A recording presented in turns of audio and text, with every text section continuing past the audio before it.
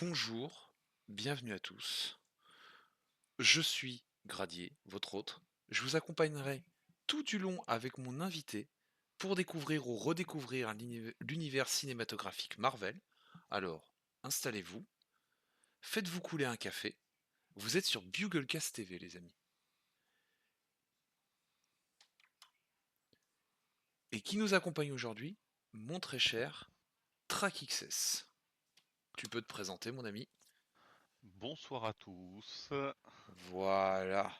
Donc aujourd'hui, on est réunis pour parler d'Iron Man 1, film réalisé en 2008 par Jon Favreau, avec en acteurs principaux Robert Downey Jr., Gwyneth Paltrow, Terrence Howard, Jeff Bridges et Sean Todd. Film de 125 minutes pour un budget de 140 millions qui a remporté au box-office mondial 585 millions de dollars de recettes. Ce qui est plutôt plus que correct. On va pas se mentir, ils se sont mis bien. Aujourd'hui, nous allons proposer à notre invité de nous résumer en 30 secondes Iron Man 1. C'est parti. Alors, Tony Stark, multimillionnaire, milliardaire même, se fait capturer dans un pays arabique. Il crée là-dedans le réacteur Arc ainsi qu'une combinaison, une armure même. Il arrive à s'en sortir, il rentre chez lui en Amérique. Il recrée un réacteur arc plus performant, une nouvelle armure. Son, son compère, le deuxième PDG, lui vole le réacteur arc ainsi que l'armure. Baston final et le héros. Voilà. Alors là, Votre show. grosso modo, je trouve que tu n'aurais pas pu mieux résumer le film. On est quand même sur quelque chose de relativement correct. Ah, ça va être Alors, rapide. ah bah, t'as fait ton boulot. Donc, le film s'ouvre sur une musique d'ACDC, tranquille. Évidemment que je n'ai pas mis là, vous doutez bien, pour éviter de me faire striker. Petite musique d'Asdes, on se retrouve avec Tony Stark, multimilliardaire, dans un petit Hummer, genre qui a l'air d'être un mec assez important. Je veux dire, les soldats le protègent, tout ça, dans un Hummer. Mais je Sky à la trouve main. un petit Sky à la main, tranquille, ça prend des photos cool. Bon, pour moi, le mec est beaucoup trop détente pour seulement 3 Hummers pour surveiller un mec qui est, on va pas se mentir, l'équivalent de d'Elon Musk et de Jeff Bezos réunis. Pour moi, clairement, il n'y a pas assez de protection, et les mecs sont beaucoup trop détentes dans une zone de guerre.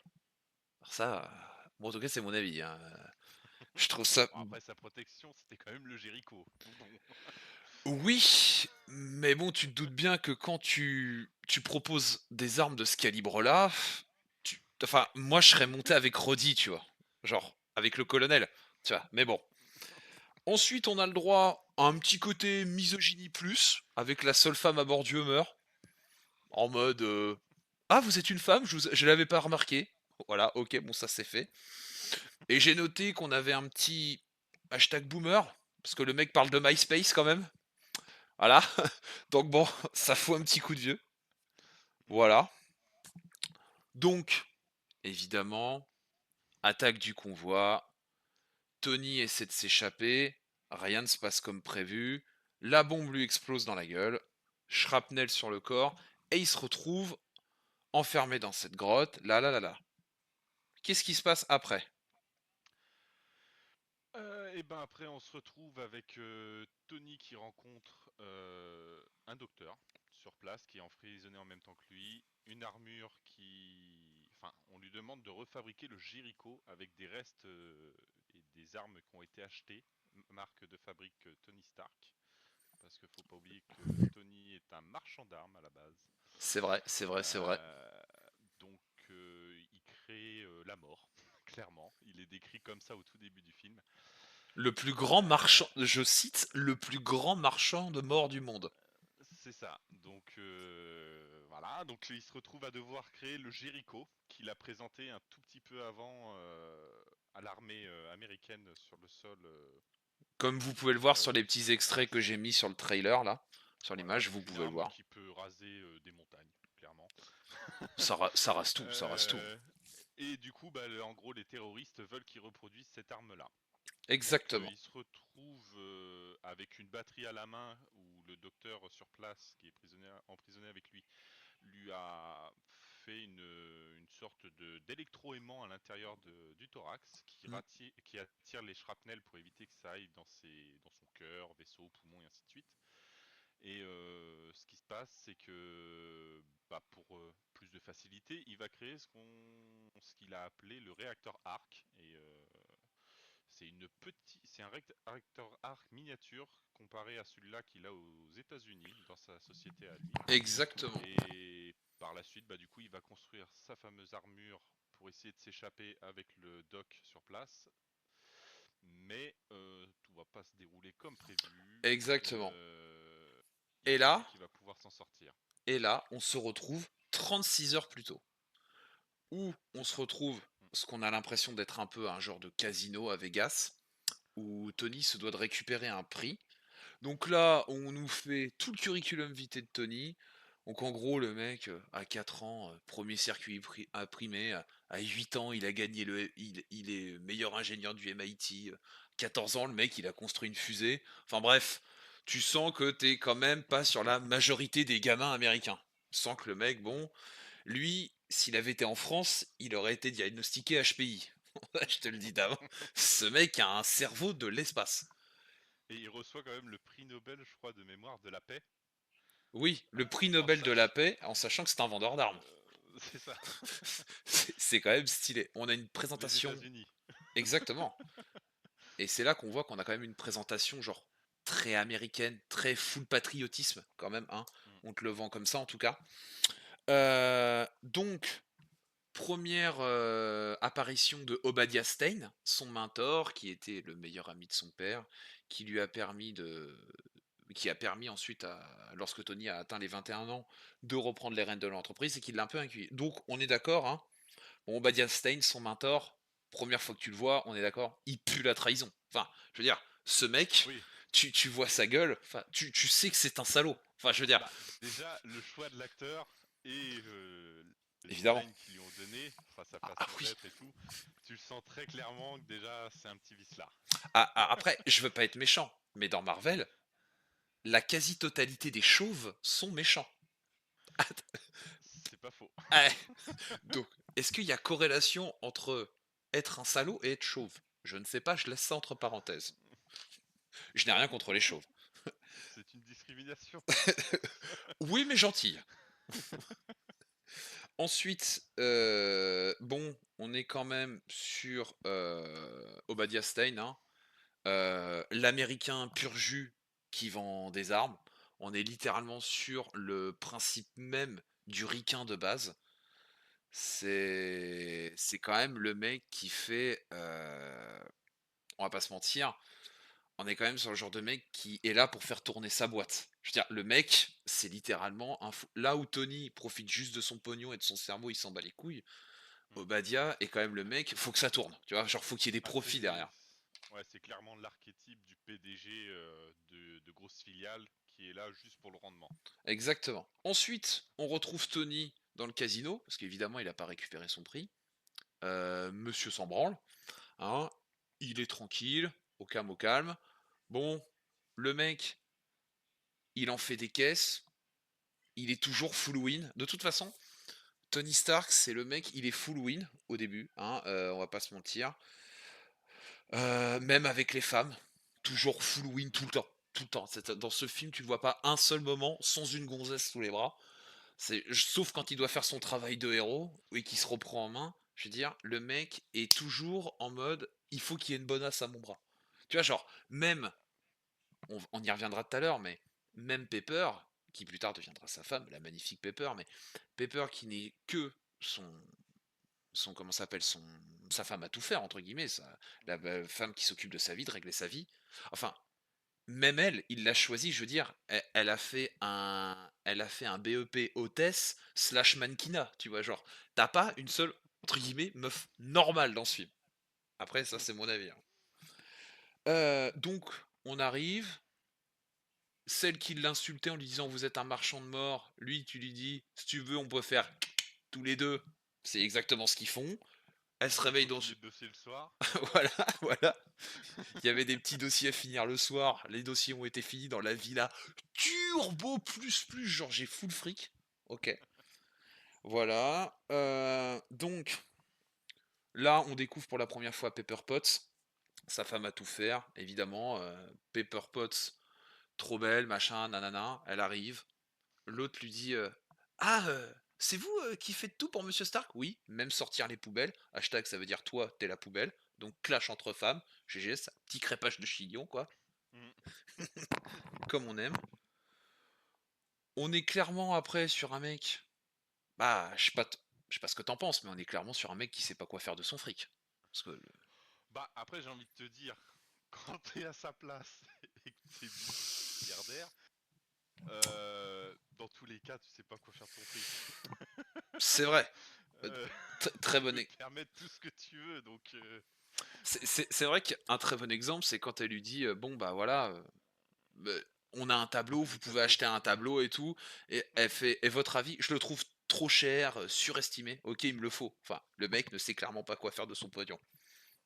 C'est ouais, c'est clairement je pense, pas la critique, mais c'est vraiment le côté imagé du milliardaire ou Ah du oui, millionnaire l'archétype même du qui est milliardaire. pété de thunes et puis qu'il faut, Bah, bah, acheter tout ce qu'il peut acheter, de quoi. toute façon, Tony Stark, déjà le personnage en lui-même et d'une manière plus globale au sein de son univers qui lui est propre, donc le MCU, fait quand même partie des rares êtres les plus intelligents au monde et les plus friqués du monde. Mm. Ouais, je veux dire, le seul qui pourrait vraiment, les seules sociétés qui pourraient contrebalancer avec Stark, à la limite, ce serait à la limite Oscorp, qu'on n'a pas encore vraiment vu, le gouvernement américain et potentiellement Reed Richards quand il arrivera avec les 4 Fantastiques et tout. Mais c'est vraiment les seuls, vraiment, lui, il fait vraiment partie des mecs les plus friqués de la planète. Parce que son entreprise, tout ce qui en découle de manière globale en termes de pognon dans cet univers, bah ça découle de Tony en fait. Enfin, tout est plus ou moins relié à Tony d'une certaine manière. Le gouvernement, le truc, enfin tout le bordel. Donc, C'est ça. ensuite ça dragouille un peu Pepper, tac tac, on n'a pas le temps, on se rapproche potentiellement de la fin des 36 heures plus tôt. Faut qu'il aille en Irak, machin, avec son pote, avec le colonel Rhodes, hein. Donc il y va. Bon, ça reprend l'avion. J'ai encore noté, mais bon, doit-on le notifier? Encore des hôtesses de l'air turbo mannequin, voilà, avec bon, que j'ai retrouvé d'un certain goût plus que peu subtil, hein. La barre à striptease qui monte automatiquement dans l'avion, je trouve ça un peu touchy, mais bon, c'est 2008, Bah, hein, qui sommes-nous pour juger? moi, ce que je trouve un peu touchy, c'est que j'ai jamais vu une hôtesse de l'air faire de la barre à strip pendant un vol, moi. Je suis un peu jaloux. Oui, alors, c'est vrai, parce que déjà, faut être honnête, l'hôtesse de l'air a autre chose à foutre que de faire du strip. On va dire, dans un Je avion. pense.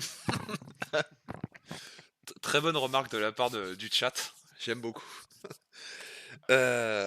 Donc, ça présente le Jericho, ça flex un peu, ça ramène le bar à Sky en direct avec les militaires. Bim, retour sur l'attaque. On se retrouve, il rencontre Insane. Il a une batterie de 206 GTI Turbo accrochée directement au palpitant pour que ça tienne. Ok. Et ça marche. Et ça Ça marche marche. temporairement. Donc, Euh, il se tape un méchant réveil dans la grotte, on peut le dire, hein, dans des conditions d'hygiène plus que déplorables dans cette grotte, hein.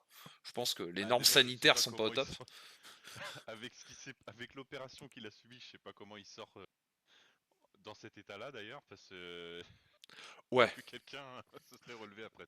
ouais, j'avoue que quand t'arrives dans ces conditions-là, je pense que on voit, tu vois d'anciens combattants, certains qui se sont pris du shrapnel dans la gueule, chaud de se dire: «Oh, je suis déter au bout d'une semaine, tu t'es pris du shrapnel frérot». C'est chaud.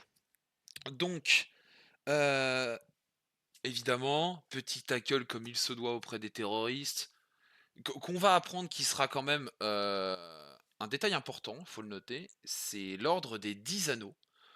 Donc les 10 anneaux qui sont une, référence directe, hein, au groupe terroriste que Iron Man a de nombreuses fois affronté dans les comics, qui là va servir plus ou moins de fil conducteur.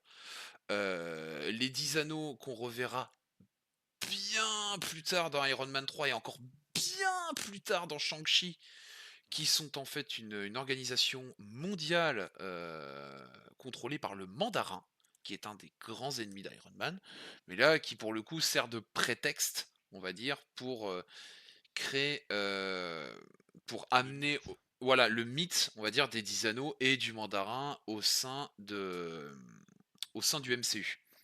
Donc, évidemment, le petit accueil comme il se doit. L'autre, il lui dit: «Voilà, tu me construis ton Jéricho comme tu me l'as très bien expliqué tout à l'heure». Bon, un moment, qu'est-ce qui se passe? Heu, Ils ont bien Yins compris qu'ils allaient pas s'en sortir vivants de toute façon, même ah, s'ils bah, créaient non, le non, non. Jericho. Voilà, moi j'ai marqué: Hein. «Mauvaise réponse, jamais tu dis non au gars, lol, tu vas mourir». C'est exactement mes notes, C'est hein. ça. D'ailleurs, il le dit très bien dans le film. L'autre, il Oui, lui dit: Tu me construis le Jericho. Le doc fait la traduction à Tony, et Tony serre la main du terroriste et dit dans sa langue américaine, mais il ment. mais bah, Et le doc évidemment qu'il lui ment. dit bien, effectivement, il ment. Donc, Voilà. à partir de là, Tony fait marcher son petit cerveau et décide de créer Son la mini son fameuse ar son alors avant de créer l'armure, il crée déjà son son réacteur arc. arc, Ouais, son réacteur arc qui c'est va lui ça. permettre de tenir la première version du réacteur arc et là, en gros, comme tu le disais, Tony se met au boulot, mais c'est surtout que très important pour la construction du personnage, on a quand même une prise de conscience de sa part. Que en gros, sa vie est à chier parce que, bah, personne l'attend à la maison, que personne tient à lui. En fait, les gens, tout ce qu'il a autour, en fait, c'est que de l'esbrouffe, tu vois? C'est juste des paillettes, c'est y a rien d'autre, tu vois? Et que, bah, en fait, Tony qui croyait toute sa vie à avoir, contribué au bien, bah, bon, c'est un peu dommage de S'aperçoit s'en que bah s'aperçoit que les acheteurs de ces armes en fait ne sont pas ceux dont il pensait. bah, Donc c'est même pas en fait, il se rend ouais, compte que, bah, il y a pas de contrôle sur son armement, c'est que ça. tout le monde peut en avoir comme il veut et qu'au final, bah, en fait, il fait juste qu'alimenter une machine de guerre perpétuelle, quoi, qu'au final, C'est ça. bref, un problème de riche. Parce Effectivement, qu'en comme on le dit soi, dans le Tony n'a chat, des contrats, qu'avec l'armée. d'après ce qu'on comprend, avec voilà, qu'avec l'armée. Sauf qu'il s'aperçoit que bah vos acheteurs ne sont pas spécialement l'armée, mais les différentes organisations terroristes partout dans le monde. Et là, ça lui pose un souci à ce moment-là. Donc effectivement, Exactement. c'est là qu'il a sa prise de conscience dessus. Donc ensuite, là, les terroristes commencent les mecs des 10 anneaux commencent un peu à se poser une question. Putain, ce qu'il est en train de fabriquer dans le garage avec le doc, ça ressemble pas vraiment à un missile. Bon alors, moi ce qui me fait rire, petite parenthèse, hein, c'est que les mecs ont mis 3 mois à se rendre compte que le mec construisait une armure. Enfin, je pense que tu essaies de flex comme ça, genre face, je sais pas moi, à des groupes terroristes, récurrents. Je pense que ça dure les 2 semaines, tu les prends pour des cons et encore je suis large, mais 2 semaines et puis après c'est terminé quoi. Enfin, Iron Ouais. Man ne serait jamais né, hein. Ouais, et puis j'aime bien, ils sont avec leur petit plan devant l'écran en train de regarder. Non, ça ressemble pas trop à ça. L'autre il fait une jambe articulée et l'autre il fait mais ça va où dans Jericho ça? Ouais, j'avoue ils sont un peu cons quand même. Parce que le mec te fabrique une prothèse de jambe et les autres se disent: «Mais non, regarde, c'est l'arrière du missile». Faut être un peu con quand même. C'est je veux dire la section, arabique des 10 anneaux, c'est pas les plus futés quoi. Je veux pas être méchant mais bon. Ensuite, ah tiens, je l'ai noté, toujours pas de missile, mais une armure, ça va les tendre de ouf les mecs. Leçon de vie par Yinsen, les terroristes sont très cons. Tu vois? C'est exactement ce que j'ai marqué. Ensuite, bon, là au bout d'un moment, ça fait 3 mois que tu nous prends pour un blaireau, on va peut-être s'énerver. Donc là, il y a le grand chef, encore une fois, vous le noterez, il est chauve, hein. Le grand chef des terroristes qui arrive et qui met un gros CP, hein, mais dans les règles de l'art, qui lui dit: «Bon, c'est simple, heu, il te reste moins de 12 heures pour me fabriquer mon missile, bah sinon je te fume ta gueule». Enfin, clairement, le mec a dit les termes, tu vois? Genre, au bout d'un moment, bon, Arrête de me prendre pour un gros faisan, parce que ça a commencé à m'énerver. Donc, suite à ça, heu Bouchée double. exactement, bouchée double, Tony dit: «Bon les gars, faut y aller, faut y aller, faut y aller, faut y aller». Il dit à Yinsen: «OK, voilà mon armure». Là, on tombe sur une des scènes, pour moi, les plus iconiques du film et l'une des plus iconiques du MCU.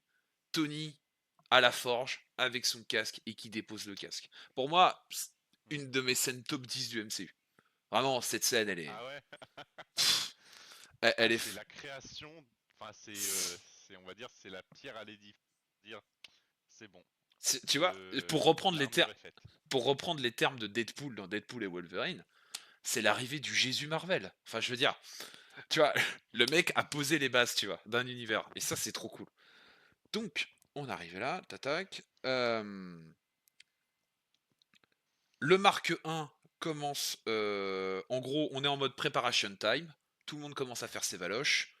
Le Mark 1, la première armure, rentre en action. Sauf qu'il faut gagner du temps. Donc, Ah, il faut que ce soit sur Yinsen, Windows 98. non, là c'est même pas Ça va Windows être mal. 98, là c'est encore pire que tout, c'est 96 mon gars. Alors, Yinsen, il a encore plus de couilles que prévu. Il va tout seul dans la grotte, il veut solo XP.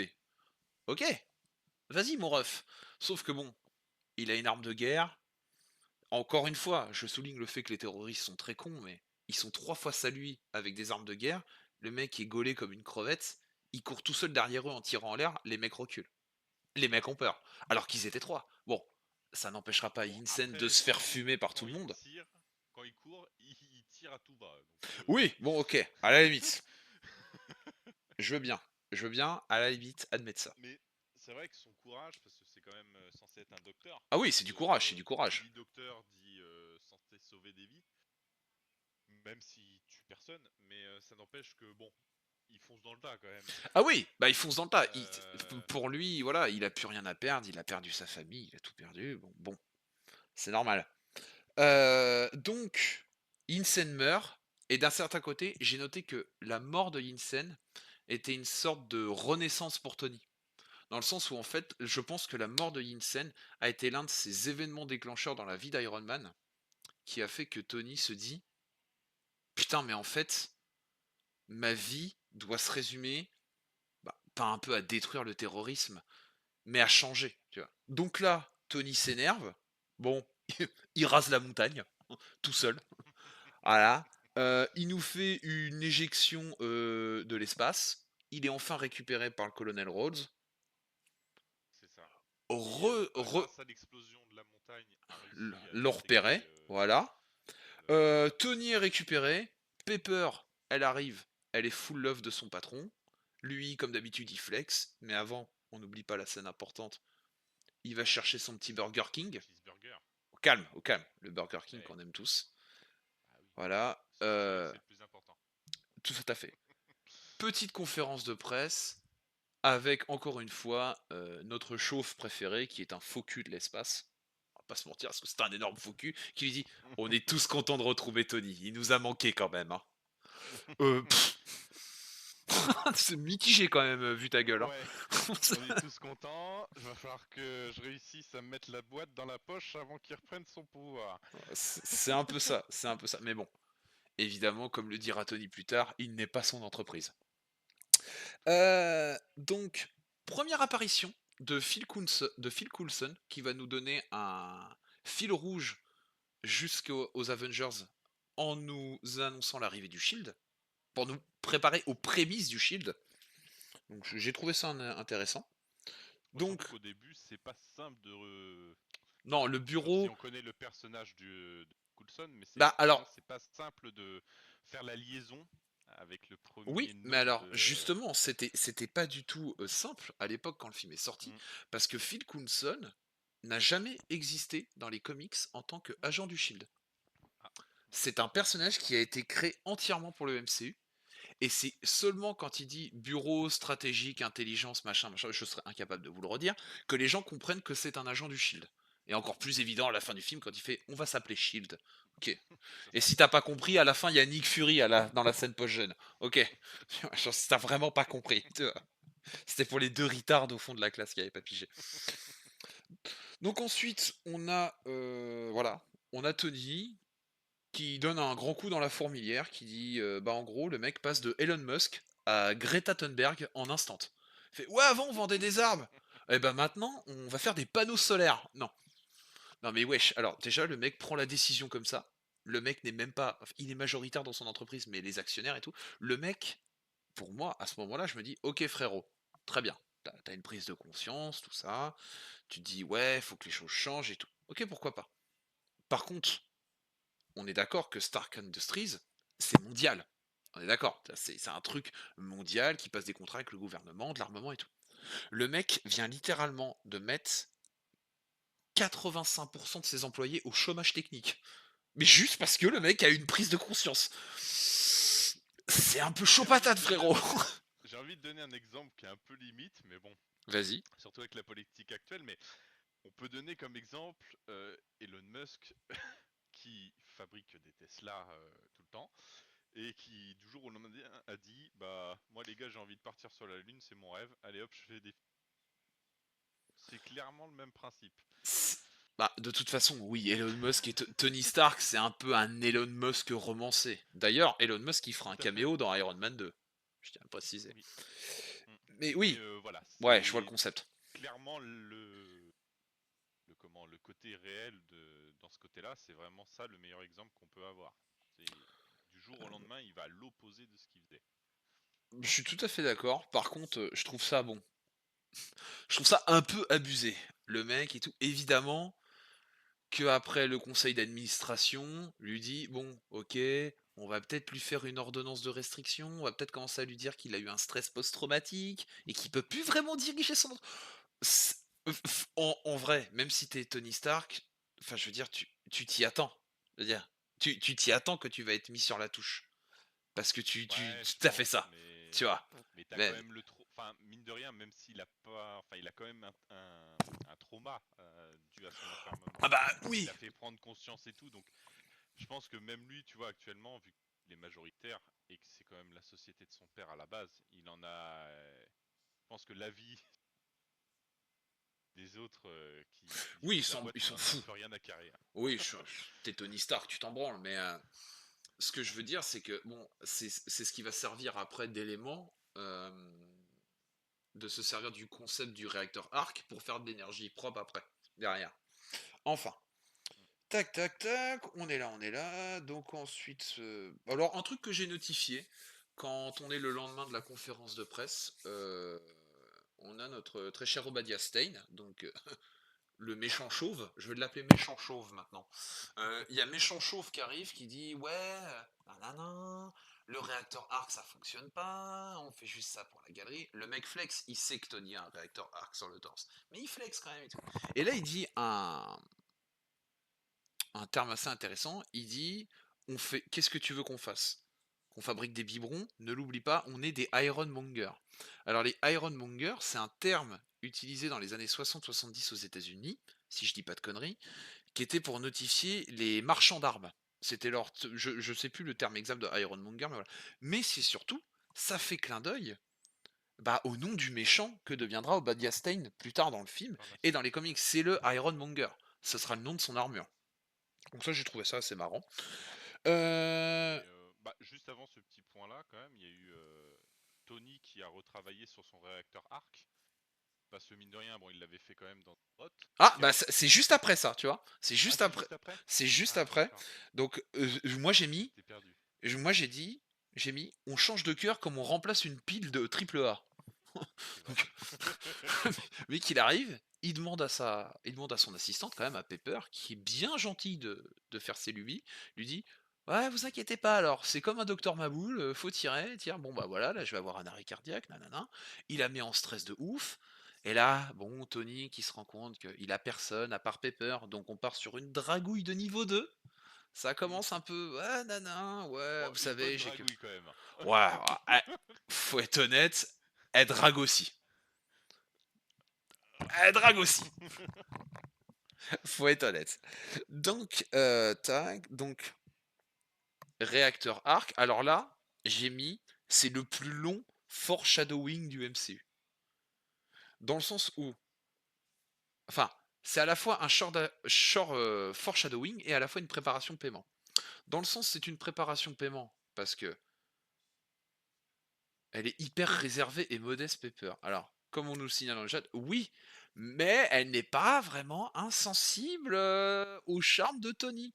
Elle a des réserves parce qu'elle estime que bon, hem, elle est juste son employée, elle a pas envie de passer, elle a pas envie de passer pour ce qu'elle a pas envie de passer quoi, ce que je peux comprendre.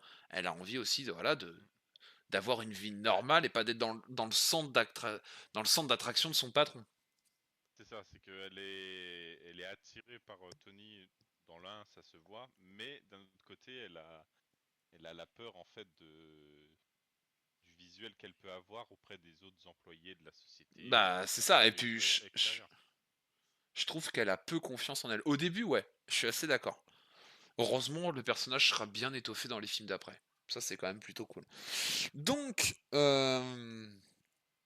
donc comme je disais, pour le réacteur Arc, on a une préparation paiement parce que du coup, elle va lui mettre dans une petite boîte. Ceci prouve que Tony Stark a un cœur, ce qui lui permettra de survivre à la fin du film. Mais c'est surtout le foreshadowing le plus long de l'histoire du MCU. Foreshadowing et référence qu'on Mm. retrouvera à la fin de Endgame. Qui Ouais. là, c'est ouvrez les vannes. Un- comme toute personne munie d'un cœur, j'imagine. Moi, j'ai chialé. Ouais, je veux dire, bref, moi, ça m'a fait chialer quand j'ai revu ça. J'avais les boules. Mais bon, ce n'est pas le Bah, débat, c'est Endgame. il y a ce petit clin d'œil avec preuve que Tony a un cœur, et même au niveau du discours, enfin, moi quand je l'ai revu là il y a pas longtemps pour ça, le discours qu'a un moment Tony dans le film, c'est celui-là qu'on retrouvera au moment où dans Endgame il fera son claquement de doigts juste après quoi, où il C'est aura un vrai. peu le même discours et tout, et j'ai fait, c'est très fort. Ah ouais, ça fait son petit effet, ça fait son petit Ouais, effet. ça fait le petit pincement au cœur. Donc, on arrive au test à la création de la marque 2. Donc la foule argentée, bah tiens, comme vous pouvez le voir en direct sur les images là. Donc création de la marque 2. Marque 2 qui après servira de prototype pour War Machine dans Iron Man 2.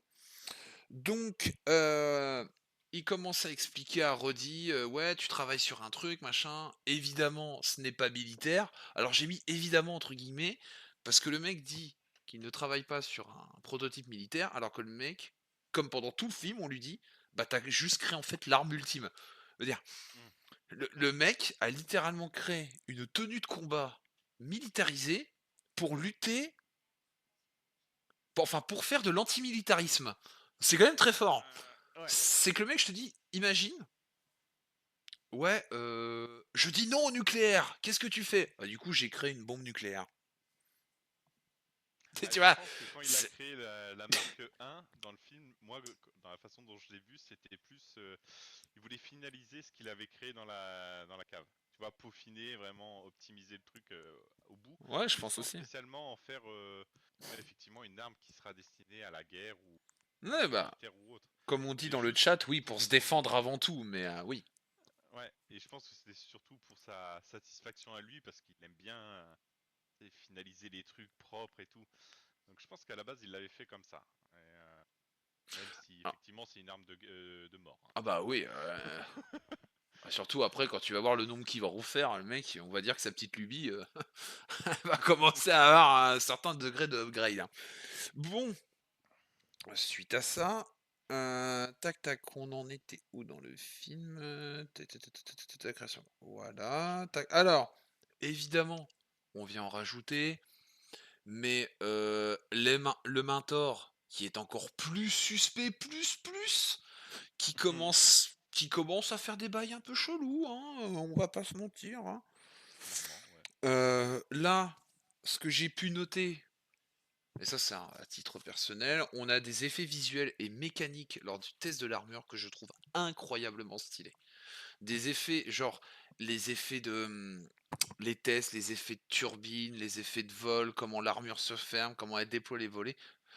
Je trouve ça incroyable et je trouve que c'est quelque chose qu'on va perdre au fur et à mesure des films et au fur et à mesure que l'univers va s'étoffer parce que de plus en plus,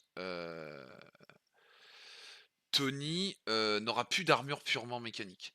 Parce que quand on arrivera, à la nanotechnologie et Mmh. qu'après il y aura plus d'effets un peu maquette, un peu costume, ce sera plus que du CGI, je trouve que ça va un peu disparaître. Je trouve ça vraiment dommage parce que ça rajoutait vraiment une touche de réel, en fait, dans le Ah, ça film. revient dans Infinity War, je trouve. Ah Tu bah sais, non! Infinity War, moment où les deux petites pulsions sur le réacteur et puis que t'as toute la nanotechnologie Ouais, qui vient mais déployer. je trouve ça trop facile. Ça. Tu vois, genre dans Infinity War, il Mm, tapote 2 fois, bah, c'est comme si en fait il avait un symbiote, en fait. C'est comme si t'avais Venom qui arrivait, ça faisait son truc. Que là, fallait qu'il mm. l'enfile, ça faisait vraiment, tu sais, genre vraiment mécanique. Et je Bah, trouvais on cet le effet retrouve vraiment dans le cool. 3. Ah bah Le dans le 3, transformer, ouais. on le retrouve dans le 3. Dans le 3, c'est pour ça Mm. que mais le 3 c'est un Je débat, hein. pense. Mm. C'est un autre débat le 3, on en parlera. Donc voilà, c'est ça. Comme on dit dans le chat, alors on me dit que ça a Mm. vieilli, déso, pas déso. Je trouve que pour 2008, on est quand même sur des effets encore plus Non. que corrects. Surtout en sachant que, comme le dit, notre très cher, comparse dans le chat, quand c'était des pièces solides, ça avait une crédibilité. Je suis tout Mm. à fait d'accord parce que ça faisait du ça en fait, ça ancrait l'armure dans le possiblement réel. Tu vois ce Mm. que je veux dire? C'est que en fait, quand tu vois le premier Iron Man, au-delà du côté super-héros, machin, c'est Marvel, tout ça, tu te dis: «Putain, mais ça pourrait fonctionner».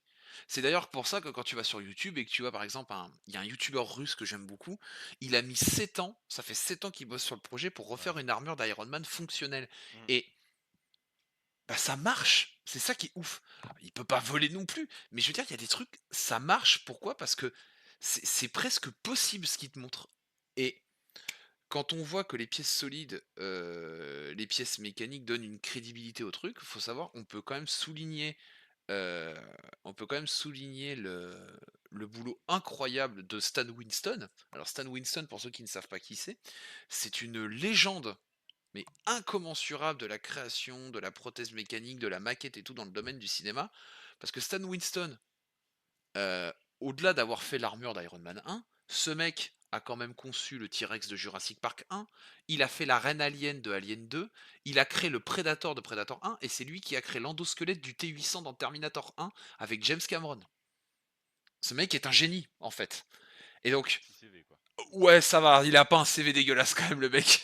C'est tu te dis: pff, ah ouais, du coup, bah, quitte à rendre ça crédible, prenons le meilleur. Et je trouve que pour Iron Man 1, ça marche du feu de Dieu, quoi. C'est vraiment incroyable. Le moment où la marque 1, 2, pardon, il l'enfile pour la première Ouais, fois ouais, avec des ouais. petits mouvements d'armure à droite à gauche C'est magnifique, c'est magnifique. et que ça Alors, tourne autour. Oh. ah ouais, non, ça c'est stylé, hein. On sent beaucoup d'émotion dans ta voix, j'aime beaucoup. Ah bah clairement, ça met toujours Ouais, je suis les d'accord. poils là qui se hérissent. Alors là, moi j'ai noté, on part quand même sur un concept de base. C'est n'importe qui aurait choisi une armure entièrement blanche. Non, non, lui, pour un prototype, il prend full chrome. Genre, le mec, c'est chromé de ouf. Suite à ça, on voit quand même. Tac tac. Alors attendez, parce que je me suis perdu dans mes notes. Voilà. Alors, il va pour tester, comment ça s'appelle? Le record de hauteur en altitude. Ouais. Record tenu par le SR-71, le Blackbird, qui n'est autre que l'avion des X-Men. Voilà, petit clin d'œil aux X-Men. Donc, tac. Ensuite, on a une, Bah il s'aperçoit d'un truc en arrivant hors d'altitude, c'est que il gèle. c'est ça, et il se rend compte qu'il n'a pas enclenché le dégivrage. Voilà, donc quand il chute et qu'il réatterrit chez lui à la fin et qu'il va à la maison, il se dit il va falloir que je peaufine ce petit détail là. Ah exactement. Ah oui, il avait pas mis assez de liquide lave-glace et de dégivrage dans son truc. Ah ouais, Au bout d'un moment, si tu fais le con, tu fais le con, hein. la température d'huile était pas montée. C'est exactement ça.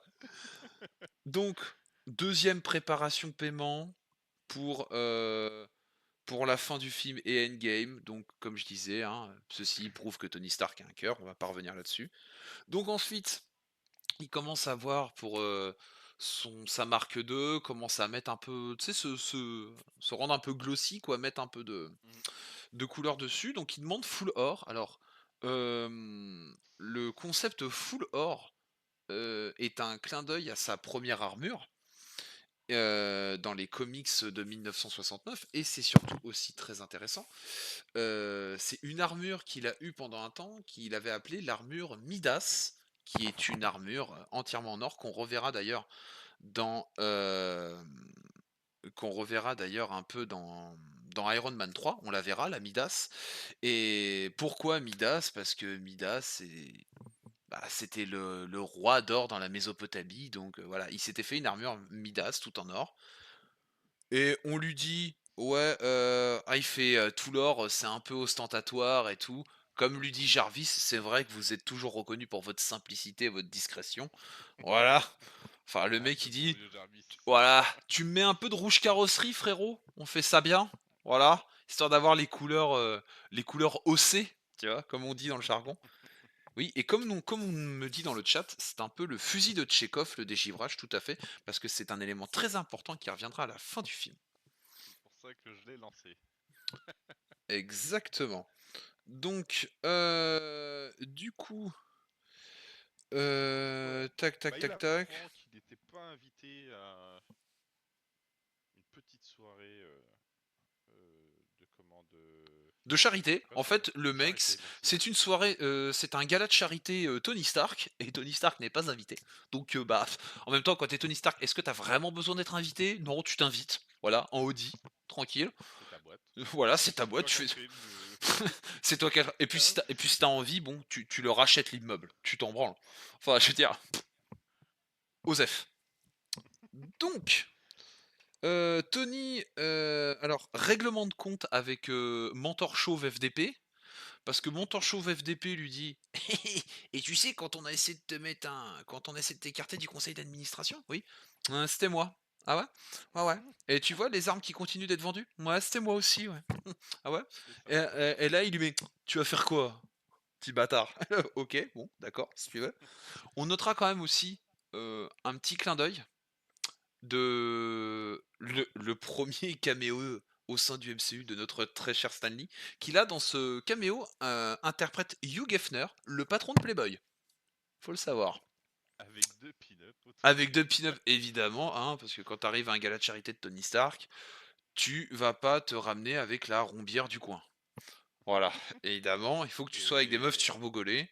ouais.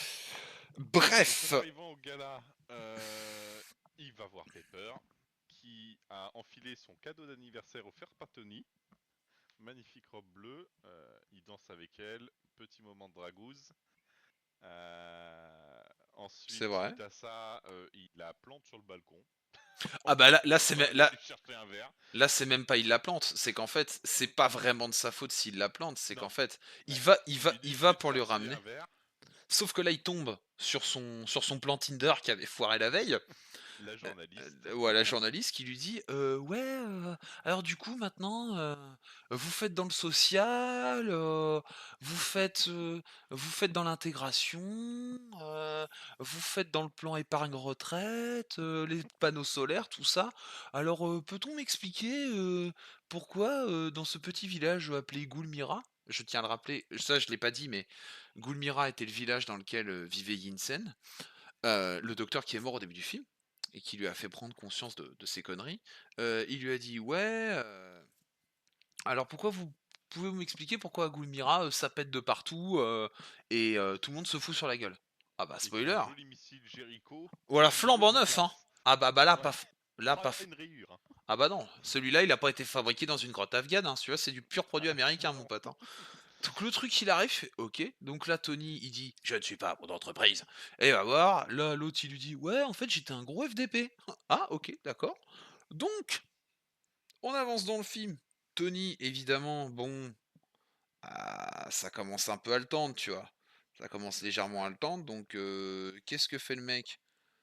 Bah, Il peaufine les réglages. exactement, il peaufine les réfléchis, enfilage Mark III, best scène, hein, avec, tout le concept et tout, on voit l'armure, le casque qui tombe, bam, il y va. Iron Man arrive au village, bam, il fait le bonhomme, il commence à déglinguer tout le monde, voilà, genre vraiment serious business. Il y avait Alors pas la scène de vol avec l'armée avant? Non, non, c'est juste après ça. Juste C'est après, juste après. la Ah, c'est scène en des avions de revenant, c'est chasse. vrai. C'est en Ah, revenant. il y a les courses entre-temps et Ouais, mais alors attends. ils rentrent des courses. Exactement, ils rentrent des commissions comme on dit. Donc J'avais oublié. alors, par contre, ce qu'il faut savoir, c'est que là, moi j'ai noté un truc genre impossible. On est d'accord que le tank des terroristes, il avait un aimbot. Parce que pour fumer Iron Man à cette hauteur, le toucher, en sachant, là, quand tu penses qu'après 2 avions de chasse américains n'arrivent pas à le toucher, parce qu'il est trop petit, un tank au sol, à je sais pas combien de kilomètres de distance, touche Iron Man. Le Ah, mais mec a c'est un comme si aimbot. t'étais avec un. C'est comme si t'étais avec un gun et. C'est chaud, hein. Ah bah non, mais le mec il a un pistolet. Enfin, je veux dire, tu sais, c'est comme les mecs dans Battlefield, le mec il a un pistolet et il touche le mec dans le cockpit de l'avion de chasse et ça s'écrase. J'ai trouvé ça. Alors moi j'ai mis GG le tank, hashtag impossible. Tiens, voilà, donc ça moi j'ai mis ça déjà. Ensuite, donc là on arrive sur une autre scène iconique du film, la scène avec les avions de chasse, qui d'ailleurs, ce qui est assez marrant et audacieux, a été reprise quasiment trait pour trait et limite moquée dans le film Black Adam avec The Rock. Je trouvais ça un peu Hmm, culotté de la part de The oui. Rock. Mais bref, ça c'est un autre débat. Euh, le mec Donc il tac libère le tac. village. Ah bah non, Il libère le village. c'est même pas il libère le village, il rase les terroristes. Et il libère Oui. accessoirement le village, mais il rase tout Oui, le monde, hein. voilà. Ils Oui. sont là vraiment, Tony il est en mode balestek. Il Donc, éclate les tanks, il défonce les terroristes. c'est ça. Il Euh, rentre à la maison. alors attends, parce qu'on a oublié de dire. Il y a la scène avec les avions de chasse, il Oui. sauve un des pilotes, voilà, il dit à Roddy au téléphone, bon bah voilà, c'est ça moi le projet sur lequel je bosse et tout, nanana. Ce qui se passe, il défonce l'avion de chasse, Tony dit Tony dit à comment ça s'appelle? Tony, il dit, gentiment à à son pote de l'armée: «Eh, t'inquiète, je te fais un chèque pour l'avion, je t'en rachète un demain». Oui, parce que bon, quand tu es Tony Stark, tu peux te permettre de racheter un avion de chasse, hein, demain, voilà, OK. Ça, je voulais quand même le noter, hein. Donc, Oui. là, Mentor FDP commence à être un peu en sueur parce qu'il commence à se dire: «Ah, ça commence un peu à dauber du cul pour moi». Donc, qu'est-ce que fait le même? Qu'est-ce que fait le mec? Mentor FDP? Bah, Il va Mentor en Irak. FDP, il va en Irak pour vous voyez? Là, maintenant, il y a pas un chauve, il y a 2 chauves qui se rencontrent. Là, ça complote sévère, il y a 2 méchants chauves. Moi, j'avais l'impression de voir, tu sais, une belle paire de voilà, ensemble. Parce que c'est quand même 2 gros glands, faut être honnête. Parce que l'autre lui dit: «Vous rêvez du trône de Tony Stark, mais je peux vous aider». «Ah ouais? Ouais». Et là, l'autre, il lui commence Mentor FDP commence à rappeler un méchant chauve irakien: «Bah écoute, frérot, tu vas rien faire parce que j'ai la technologie». Il le met en PLS, il fait tuer tous ses hommes et gros chauve, avant aussi, faut pas oublier, Il a récupéré des donne pièces de l'armure. les plans de la marque 0, enfin de la marque 1 Mhm. pardon, ainsi que, les parties de l'armure au gros Mentor FDP. Et c'est là qu'après Mentor FDP met un gros CP à gros chauve. Voilà. Il lui dit, «Ouais, bah écoute, moi avec mon petit beeper, Siemens, Samsung, je peux te Je mettre en vais te créer une léthargie pendant otite. 15 minutes. Voilà, je vais te faire une grosse otite». Je vais te créer une grosse otite, mon gars. Tu vas être couché au lit. Voilà et vas-y, tu peux y aller, ça va te faire du bien, hein. Donc, suite à ça, voilà, donc, suite à ça, on a quand même, notre très cher, Tony qui dit à Pepper: «Bon là, faut que vous m'aidiez. Voilà, je vais vous donner, cette clé électronique et vous devez télécharger». Putain, comment j'ai ri en revoyant le film. La taille de la clé USB, mon ref! Non mais C'est un disque dur, hein. On est d'accord. non, non, c'est un cône de signalisation le bordel.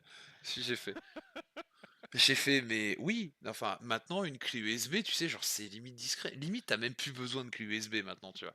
Mais genre le mec, il arrive, je veux dire, un mec qui a une technologie comme la sienne, pourquoi Pepper, elle a pas juste posé son téléphone portable et transféré les fichiers genre en Bluetooth ou en Wi-Fi, tu vois? Non, Il y a non. le airdrop maintenant. Ouais, il y a le AirDrop, frérot. Tiens, c'est pas possible. Tu vois? Donc là, je vois le truc, je fais: «Putain, la taille de la clé USB, mon gars!» Et le pire, c'est qu'elle arrive à le cacher. Parce que là, il lui donne une clé USB. Ouais, mais Heu, parce que ça rentrait limite dans le journal aussi.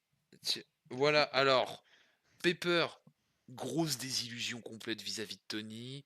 Elle se rend compte que en fait, ouais, hem, mais non, c'est pas mais non, mais l'argument de «ça a vieilli» ne peut pas passer pour tout. Arrêtez, arrêtez! Je veux dire, voilà, mais bref. Elle lui donne la clé USB, désillusion pour, Pepper parce qu'elle lui dit: «Ouais, machin, en fait, je pensais que vous aviez changé, mais vous risquez votre vie et tout». Tony qui lui dit: «Oui, oui, oui, mais j'ai que vous» et elle: «Oui, oui, oui, mais j'ai que vous aussi». Oh là là, les étoiles s'alignent, c'est beau. Ils vont, Pepper va dans le bureau de Badia pour, télécharger Les fichiers. pour télécharger les fichiers. Alors bon, Alors, cacher une oui? un tout petit peu avant de cette scène-là, je crois qu'il y a la scène où.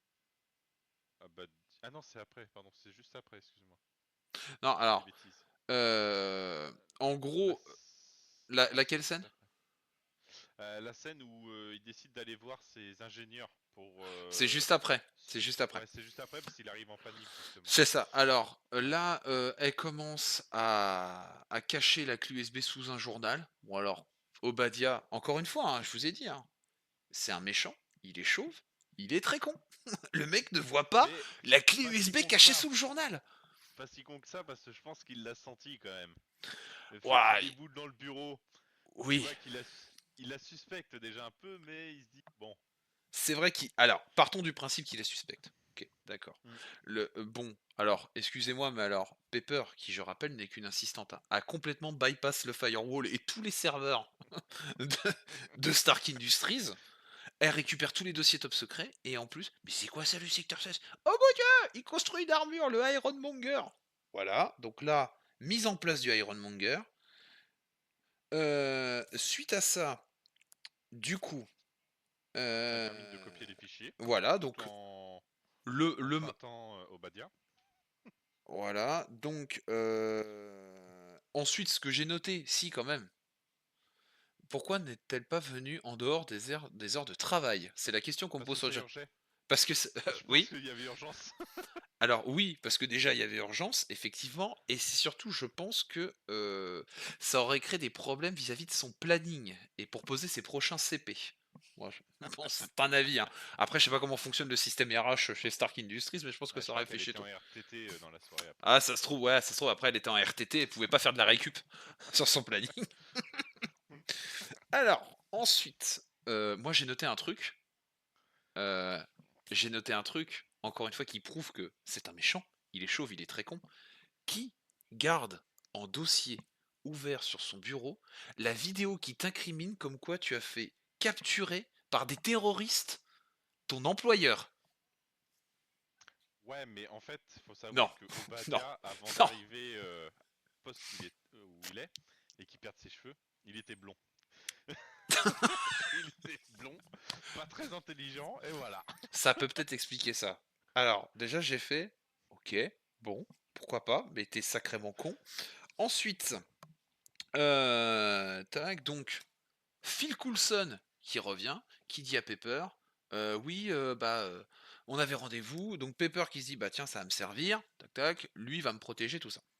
Donc, heu, le mentor chauve arrive auprès de ces ingénieurs et il leur dit: «Bon, vous avez 70 millions de dollars d'équipement, vous êtes des tocards, vous arrivez pas à faire ce que je vous demande, ça me rend ouf, je vais vous déglinguer».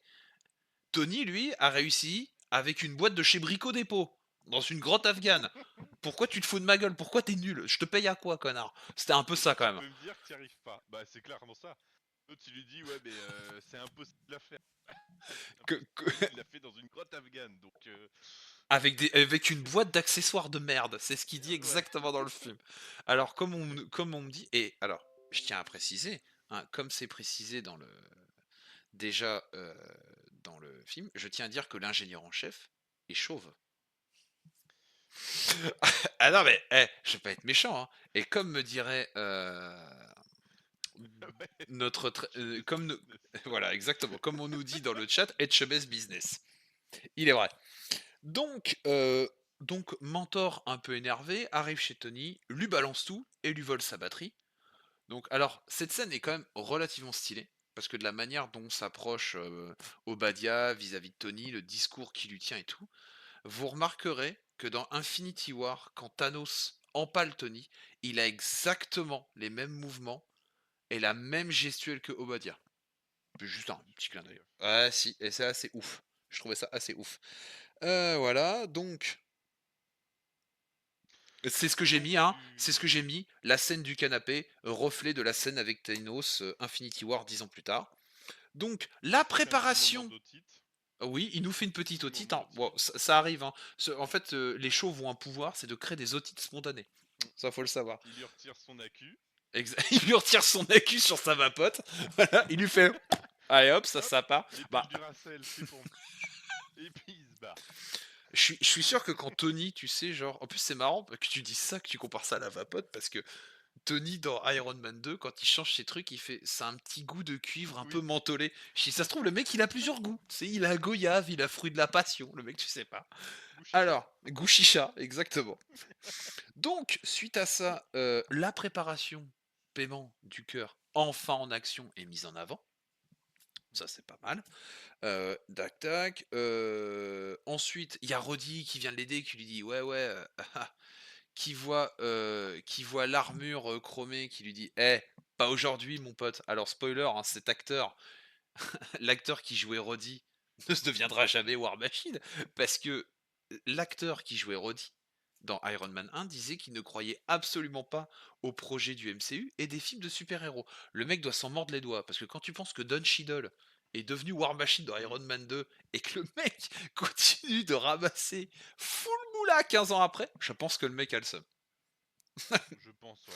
Parce Mais bon, que. on peut voir que c'était quand même une préparation paiement pour War Machine. Et ça, c'était plutôt cool. Donc, qu'est-ce qu'on a d'autre? Qu'est-ce qu'on a d'autre? Bah, Tac, tac. entre-temps, Pepper, quand elle est sortie du bureau pour récupérer les fichiers, elle est tombée sur Phil Coulson. Exactement, comme je le disais tout à Et l'heure, elle ouais. s'en est servie pour Pour aller partir en jusqu'à Stark urgence et Industries, se voilà. protéger. Et par la suite, effectivement, elle a comme mission, avec Phil Coulson, d'aller arrêter Obadias, qui a récupéré entre-temps le réacteur Arc sur Tony. Et donc, du coup, tout ce petit monde se retrouve à se diriger vers l'usine de Stark Industries. Exactement, pour voir en finale Ironmonger commencer à casser des bouches. C'est ça. Donc, Voilà. Pepper et Phil pour arrêter Obadiah. Et bah, Obadiah, lui, il va là-bas pour activer super arme. Exactement. Donc là, on peut le dire, hein, on arrive au grand combat du film, le Iron Man versus Ironmonger qu'on attendait tous. Donc, C'est ça. ce qu'on peut voir, c'est que moi, ce qui m'a beaucoup fait rire, c'est la gueule des upgrades. C'est-à-dire que quand tu vois la marque 3 de Tony, c'est quand même, si on devait la comparer à une bagnole, c'est quand même une Ferrari, tu vois. Genre une Lamborghini, vraiment, le truc, c'est Ouais, hyper, voilà, tout ce que tu veux. Ironmonger, le bordel, il a c'est le une Merc. Gatling sur le côté. Moi, j'ai mis tracteur, tu vois. Et le mec, quand il décolle, mais mon ref, quand il décolle, vraiment, genre, quand c'est son réacteur décolle, putain, c'est une fusée, le bordel. Le Ah mec, ouais. et c'est genre là où Tony il fait. L'autre, c'est. Ah, Bah, comme ça, c'est. là où Tony marche avec, je pense, des propulseurs genre plasma ou trucs comme ça, lui, il démarre avec du kérosène dans les jambes. Ah bah lui c'est full gazole hein mon pote hein. Je peux te dire que mec lui Donc là, niveau écologie, on n'est pas top, hein, je pense. Ah bah non lui je Mais peux te dire que Ironmonger il en laisse une certaine empreinte carbone le frérot, hein. Ah putain, ça c'est un truc de ouf. Donc tac tac, suite à tout ça, bah ensuite combat, non attends, élément important, le fusil de Tchekhov suite au dégivrage, il monte c'est là-haut, ça. Ils Ironmonger se battent tombe dans comme une les pierre, airs à haute exactement, altitude. Euh, voilà, Obadiah qui prend le dessus sur Iron Man dans les airs et puis je t'ai niqué, tu vas mourir. exactement, Et et Iron bah Man qui lui fait la remarque du et le il a dégivrage. et Et le dégivrage, t'y as pensé? Et Ça réglait voilà. le problème? Et là, Et là, tu hop, fais merde. et là Ma il lui montée fait d'huile est pas bonne.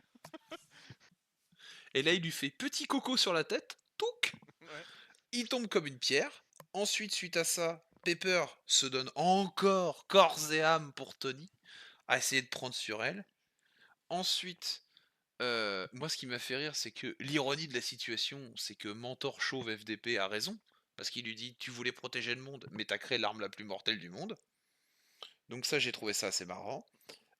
Ensuite, Mentor is dead, Tony is alive, voilà. Ouais, il a mis les Ensu doigts dans la prise. Exactement, il a mis les doigts dans la prise, c'était conducteur, il le savait pas. Mais c'est normal, c'est normal, c'est un méchant chauve. Faut partir du principe que méchant, chauve, très con. Et je pense que je pourrais le prouver plus d'une fois dans certains films Marvel. Il y a pas de souci. Donc, le combat est terminé, tout le monde va bien. On arrive à une dernière conférence de presse. Donc là, un énorme clin d'œil aux années 80 avec le coup du garde du corps. Parce que ce qu'il faut savoir, c'est que à l'époque, dans les comics, Tony Stark avait caché son identité d'Iron Man. Personne ne savait qu'il était Iron Man. Et Iron Man disait qu'il était le garde du corps, pardon, de Tony Stark. Hmm. Donc ça, c'était un clin d'œil plutôt sympa. Euh, il avait du lave-glace d'été, pas d'hiver, le con. Oui, puis il fait plutôt la cuisine et Chavez. C'est vrai aussi. Donc, suite à ça, Coulson qui balance les termes. Le mot est dit. Le shield.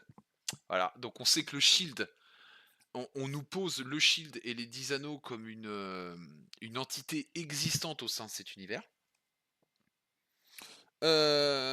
Tony et Pepper concluent enfin, point d'interrogation. Ça, on le verra plus tard. Ah, elle lui a quand même mis un gros stop parce qu'elle lui a dit, il lui dit, vous savez, je me souviens de cette superbe soirée tous les deux. Et là, elle conclut par, ah, la Ah, soirée où vous m'avez laissé toute seule comme une connasse sur ma terrasse et j'ai attendu 1 heure mon verre. Oui, tu celle-là, parles très de bien. la soirée où vous m'avez laissé seul avec moi-même sur la terrasse? Ouais, ouais, cette soirée-là, Ouais, ok, bah barre-toi. ouais. En même temps, je peux comprendre, bon, Pepper a un tant soit Tu peu de mets ta meilleure dignité. robe. Ouais, ouais, je pense que Tu Pepper a un danses, tu prends le risque de danser avec ton patron, et l'autre il te met un plan. et le mec te met un gros plan, ouais, c'est chaud. Donc, suite à ça, ensuite, Tony n'arrive pas à fermer sa bouche et balance à tout le monde la phrase mythique: «Je suis Iron Man», qui est un foreshadowing qu'on reverra dans 10 ans quand il mourra face à Thanos. Ouais. Ensuite, on a, bah, ce qu'on attendait, la scène post-gène de la mise en place de l'initiative Avengers et l'arrivée de Nick Fury. Alors, ce qu'il faut savoir, c'est que cette scène-là a fait câbler tout le monde à l'époque. Parce que j'ai quand même une anecdote là-dessus. C'est quand même, faut savoir qu'à l'époque, quand le film Iron Man a été annoncé, en 2008, personne n'y croyait. Kevin Feige avait demandé, personne ne voulait signer avec Kevin Feige pour Iron Man, parce que tout le monde disait, Kevin Feige, si c'est pas de bêtises, ouais, mais excuse-moi, maintenant on il... peut dire que c'est presque un foreshadowing rétroactif. On peut, mais oui, Oui. à la base c'est une réutilisation d'un élément qui n'était pas planifié, mais, comme tout le MCU en fait, au final. Mais maintenant, faut dire foreshadowing, c'est plus stylé. Donc, suite à ça, faut savoir qu'à l'époque, Kevin Feige, lui, voulait absolument mettre Iron Man en avant. Ah, tu vois. Et en fait, personne n'y croyait. Moi, j'ai vu dans certains articles et tout que j'ai pu lire pour la préparation de cet épisode que Iron Man, tout le monde disait Marvel sort l'équipe B. Qui veut aller voir Iron Man sérieusement? C'était ça les titres des trucs. Parce que à l'époque, Sony avait tout défoncé avec la trilogie de Sam Raimi de Spider-Man. La Fox, elle avait la trilogie de Bryan Singer des X-Men et les 4 Fantastiques. Et t'avais Buena Vista Studio qui, eux, avaient la trilogie Blade. Donc, qui avait envie d'Iron Man? Et bah, très honnêtement, déjà, tout le monde a fermé sa bouche quand Iron Man a réussi le carton qu'il a fait, parce que personne s'y attendait. Mais surtout, c'est que là où les gens ne s'y attendaient pas, c'est que Kevin Feige, en créant la scène post-gène avec Nick Fury pour l'initiative Avengers, a subodoré l'idée qu'il y aurait un univers étendu. Donc que tout l'univers Marvel serait interconnecté. Chose que l'univers de Marvel n'avait jamais fait avant en film. Parce qu'il y avait des trilogies de films qui se suivaient, mais jamais, par exemple, le Spider-Man de Sam Raimi avait rencontré le Wolverine de Hugh Jackman. Les univers n'étaient pas interconnectés. Et c'est ce qui faisait en fait c'est ce qui a rendu, en fait, c'est ce qui a créé plus ou moins la première pierre à l'édifice de ce qui est devenu le MCU. Donc, suite à ça, après, donc, c'était notre avis sur le film Iron Man 1 avec mon compère TrackXS. Nous allons donc passer à la section anecdotes. Alors, j'ai pris des anecdotes sur un seul site. Généralement, je les prends sur Allociné parce que en termes de véracité, je trouve ça, Vérifier. bah en fait, je trouve ça plus cohérent que Random Jean-Michel qui a dit ça sur un groupe Facebook. Je dis pas que je donne de la crédibilité à Allociné, mais je trouve ça déjà plus crédible que certains autres trucs. Donc, Kevin Feige, producteur d'Iron Man, explique que la popularité du personnage réside dans le fait, pour Iron Man, qu'il n'est pas un mutant, mais un super-héros. Alors attendez. Mais un super-héros qui ne doit pas ses super pouvoirs, qui ne doit ses super pouvoirs, pardon, qu'à lui-même. En gros, dans l'univers Marvel, par exemple, pour lui, hein, Iron Man peut rivaliser avec Spider-Man, les X-Men, les 4 Fantastiques. Cela fait 40 ans que ça dure, et si Iron Man a tant séduit les lecteurs, c'est parce qu'il n'est pas un mutant. Il n'a pas subi une mutation biologique, et n'a pas été piqué par un insecte. Il n'est qu'un homme qui s'est servi de son génie créatif pour inventer une armure extrêmement sophistiquée. Bon alors, hein, spoiler, même terme que Batman, même principe que pour Batman, oui, il s'est servi de son génie. Mais bon, le mec est full blindé en termes de thunes. Faut être honnête. Le mec est ultra riche et il a un cerveau de l'espace. Donc bon, Bah, comme le dit Bruce Wayne dans son film, quel est ton super pouvoir? je Être suis riche. riche. Exactement. Voilà, Exactement. c'est clairement ça. Donc voilà. Ensuite, on a un commentaire de Avid Arad, pilier de chez Marvel et producteur du film, qui poursuit: ce qui nous plaisait chez Iron Man, c'est qu'il permet d'aborder des thèmes en prise directe avec notre société et le monde d'aujourd'hui. C'est une histoire qui parle de rédemption et d'un homme qui ne pourra révéler sa part héroïque que dans des circonstances extrêmes. Ensuite, autre chose, ce qu'il faut savoir, c'est que ce qui a beaucoup été discuté pour la, pour la création et la production d'Iron Man, c'était le fait d'avoir choisi Robert Downey Jr. Ça fait énormément débat. Pourquoi? Parce que Robert Downey Jr., ce qu'il faut savoir, c'est que c'était le genre de mec qui avait fait des petits films un peu à droite à gauche, mais qui était un gros habitué de tout ce qui était les tabloïds. C'est-à-dire que toujours arrêté pour ivresse sur la voie publique, consommation de drogue, toujours pour des bastons dans des bars et tout. Le mec passait son temps à En sortir de déconner. tôle et à faire et à faire de la désintox. Et en fait, bah, à l'époque, les 2 seuls films dans lesquels il avait vraiment, fonctionné à l'époque, c'était dans Chaplin et Zodiac. Il était connu pour ces 2 films-là. Et en vrai, comme le dira plus tard Robert Downey Jr., bah, Iron Man, ça a été sa rédemption. Mais clairement, c'est, lorsque l'acteur, Robert Downey Jr. a été choisi pour incarner le milliardaire Tony Stark et donc sa création Iron Man sur grand écran, il évoque le rôle particulier donc, Robert Downey Jr. disait: «Je suis américain, j'adore les Marvel Comics comme n'importe quel bon américain, et j'ai lu Iron Man et Spider-Man quand j'étais petit. OK. J'ai toujours eu une préférence pour Iron Man en raison de son intelligence et de son ingéniosité.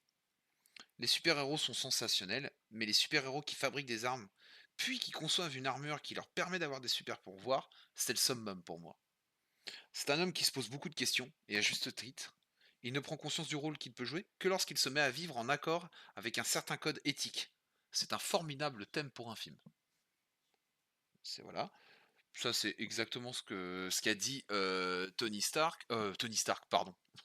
Ce qu'a lapsus, qu'a dit, Robert Downey Jr. à propos de Tony Stark. Pour incarner Iron Man, Robert Downey Jr. s'est astreint à un entraînement physique intense, pratiquant la musculation et s'initiant aux arts martiaux. Il explique non sans humour.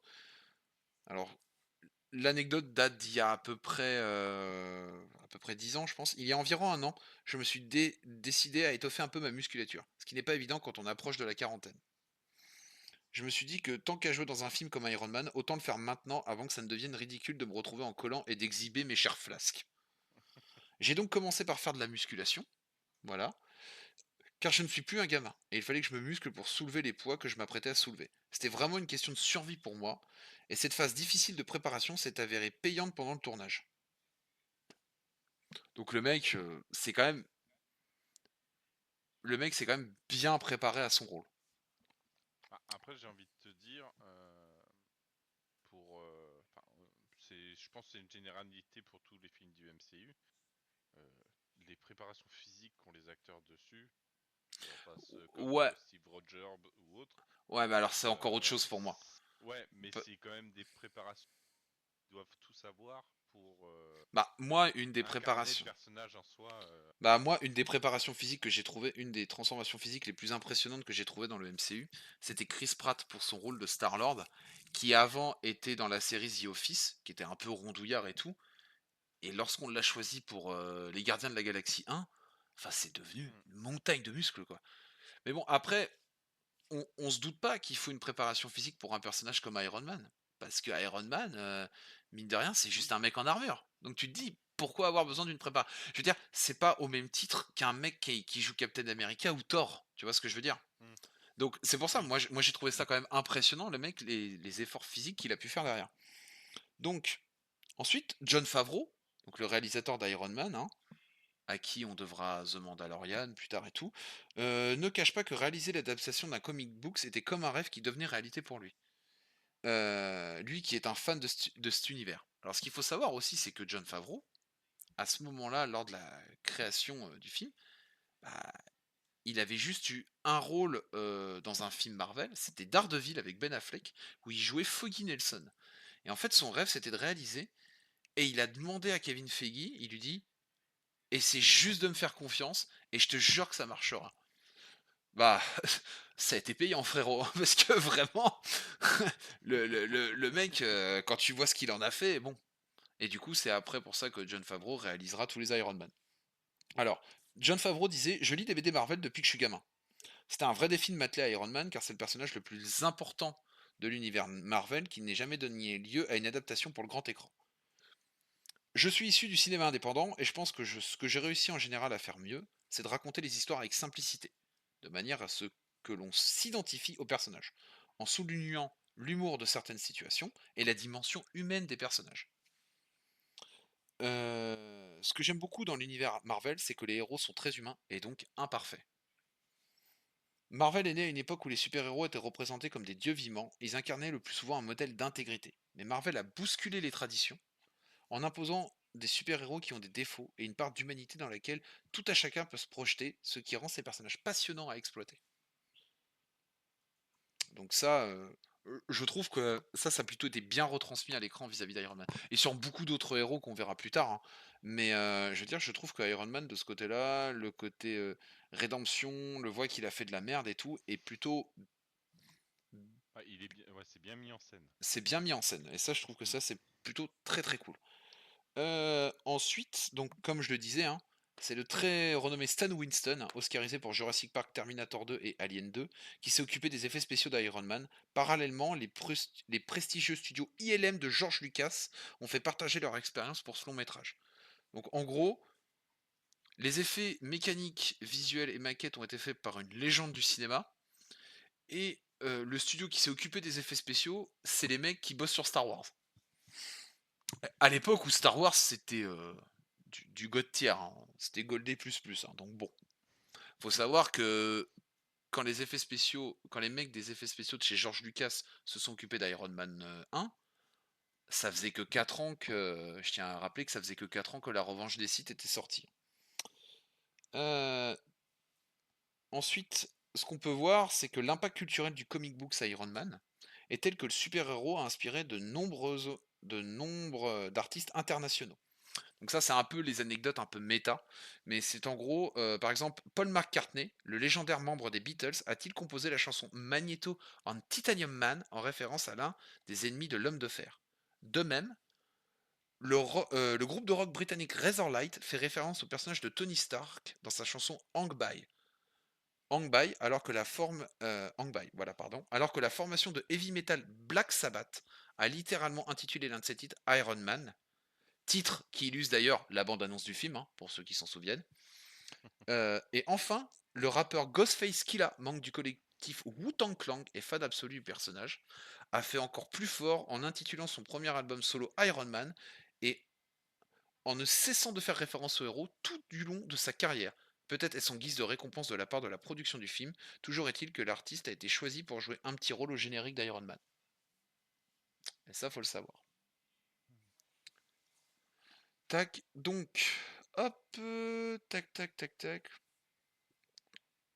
hop là, hop, alors attendez, que je me retrouve, hop,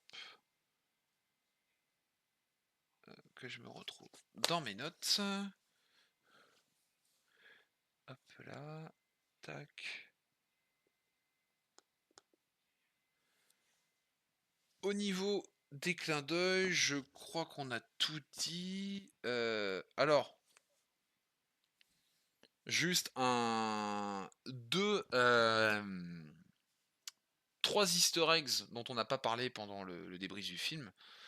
Euh, Déjà, lorsqu'on voit Obadiah Stane dans son appartement, on peut voir un jeu d'échecs qui est une référence au jeu d'échecs des X-Men lorsque Magneto et Charles Xavier font leur partie d'échecs dans la trilogie de Bryan Singer, et aussi au groupe des Chessmen, qui est, euh, qui est aussi un groupe de super méchants entièrement créé par Obadiah Stane, dans les comics, hein, évidemment.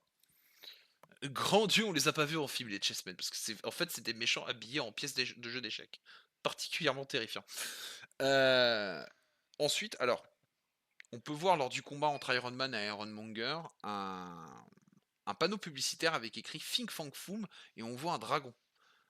Fing Fang Foom est un personnage récurrent des comics d'Iron Man qui est l'un de ses plus grands ennemis, qui est un dragon mystique. Et c'est un ennemi qui avait été pensé pour Iron Man 3, mais qui a été avorté pour donner une dimension plus humaine en ramenant le projet Extremis et en ramenant le personnage du faux mandarin. D'accord. Et ensuite, au tout début du film, dans le casino, la petite musique du casino est une réinterprétation jazz du générique du motion comics de Iron Man de 1963. Mhm. Alors, maintenant, suite à ça, un avis à chaud sur le film. Qu'est-ce que tu as pensé de ce film, mon très cher Track? Euh, Bon, après c'est un peu faussé parce que premier film Marvel que j'ai vu, c'est celui-là moi qui m'a amené dans la Marvel et parce qu'avant j'avais pas honte à moi mais j'avais pas touché un seul comics de Marvel ou autre. Bon, mis à part Spider-Man, On commence tous qui quelque n'était pas part. encore MCU, mais Non. c'est le premier truc qui m'a vraiment plongé dans l'univers pour découvrir tous les héros qu'on va découvrir par la suite. Donc moi, c'est l'un, je pense, du MCU. Depuis que j'ai démarré, comme on disait tout à l'heure, les détails qu'il y avait pour l'époque,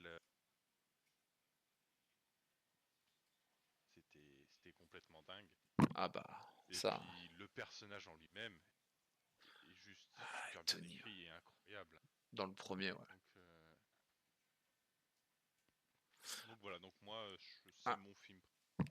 alors, moi, pour ma part, Iron Man 1, n'est pas dans mon top 10 des meilleurs films Marvel, ou alors peut-être le dixième, mais maintenant il y a tellement de films, tellement de séries que c'est compliqué. Mais alors faut savoir qu'Iron Man 1 est le seul film du MCU que je n'ai jamais vu au cinéma, quand il est sorti. Le dernier film de super-héros que j'avais vu au cinéma avant Iron Man 1 était Spider-Man 3, et j'avais jamais vu Iron Man 1. Je suis allé j'ai commencé l'univers du MCU avec l'incroyable Hulk au cinéma. Donc j'ai vécu l'expérience cinématographique de Hulk. Pour ce qui est de Iron Man, c'est tout le monde arrêtait pas de m'en parler et tout, c'était un truc de ouf. Et du coup, je me suis dit: «Bon OK, je vais l'acheter en DVD». Mon père l'avait acheté en DVD, machin, on l'a maté et au premier visionnage, j'ai trouvé ce film complètement fou et si je devais lui mettre une note sur 10, je pense que je lui mettrais, ouais, un bon 8, voire 8,5 sur 10. Parce que ce film, déjà, pour moi, pour réussir une, trilogie de super-héros, pour réussir l'évolution d'un super-héros, au cinéma, pour moi, c'est très important pour moi, ça c'est mon avis purement personnel, mais faut que son premier film soit une pure origin story. Faut que son origin story soit carré. C'est pour ça que je trouve que la trilogie de Spider-Man de Sam Raimi est exceptionnelle, la trilogie Blade est superbe, heu, la trilogie Captain America avec Steve Rogers est incroyable. C'est-à-dire, bah, Iron Man, je trouve que son origin story est extrêmement bien retranscrite, à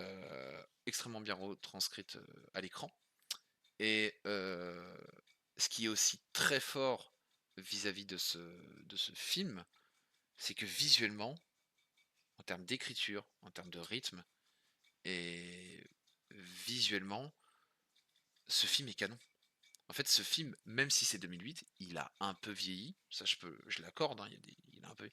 Mais putain, mais quand tu te rends compte que ce film a mieux vieilli que certaines séries. Alors, je sais que je vais dire un débat qui fâche, mais c'est juste une micro-parenthèse. Putain, les effets spéciaux de Iron Man 1 en 2008 sont de meilleure qualité que les effets spéciaux de Miss Marvel ou She-Hulk. Enfin, c'est terrifiant. Tu vois, je veux dire, d'un certain côté, c'est terrifiant. Tu te dis, putain, merde, c'est chaud. Enfin, tu vois, c'est chaud. Et, et, et moi, ce que j'ai aimé pour Iron Man, c'est tout ce qu'il a amené. Parce que Iron Man a quand même été la clé de voûte du MCU.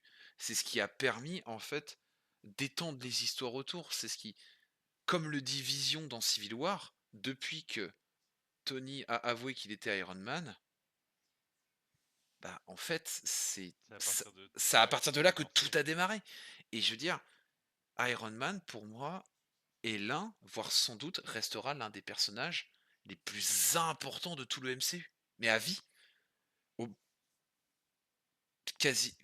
pour moi, lui et Steve Rogers sont au même niveau d'importance au sein de leur univers global. Et je trouve ça, enfin, ce film est incroyable. Pour moi, ça reste un film, je pourrais le regarder une centaine de fois, je m'en fous, ce Ah, mais on film est s'en lasse toujours pas, aussi hein. bon. Mm. Je m'en lasse pas. Je veux dire, je m'en lasse pas autant que je peux voir Spider-Man 1 de Sam Raimi, le 2 ou le 3, ou autant que je peux regarder Captain America 2, je ne me lasse pas de ces films. Iron Man 1, pour moi, est l'un des meilleurs films de super-héros qui n'ait jamais été réalisé à l'heure actuelle, en termes d'origin story. Et je le dis haut et fort. Eh bien, En, voilà, en film de super-héros individuel, effectivement, c'est l'un des moi c'est meilleurs. mon, C'est l'un des meilleurs. c'est le meilleur pour moi. Après, effectivement, Alors, on toujours en doit, partant, on doit évidemment. regarder, on doit regarder comment les en Endgame, tu vois, par exemple.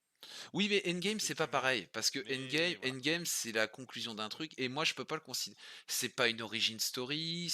Non, Je veux c'est dire, pour ça que je parlais de tu vois, héros solo, voilà, parce que c'est en termes d'origin vraiment. story, ce film est plus que solide, quoi. Est plus que solide. Ah oui, oui, oui.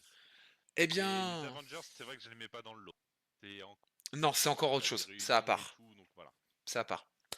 Eh bien, écoutez, déjà, j'espère que ce podcast vous a plu. C'était une grande première pour moi de faire une analyse de film en direct avec quelqu'un. Un grand merci à Track de m'avoir accompagné pour l'analyse de Iron Man 1. Mais c'est un très grand plaisir. Track qui reviendra très certainement pour Iron Man 2 Avec plaisir. avec fort d'impatience. N'hésitez pas à me dire sur Discord ou sur Discord ou sur les réseaux ce que vous en avez pensé, ce qu'il faudrait peut-être que j'améliore, ce qui était bien. Voilà, je suis ouvert à tous les commentaires. La vidéo du podcast sera entièrement, uploadé sur YouTube dans la semaine.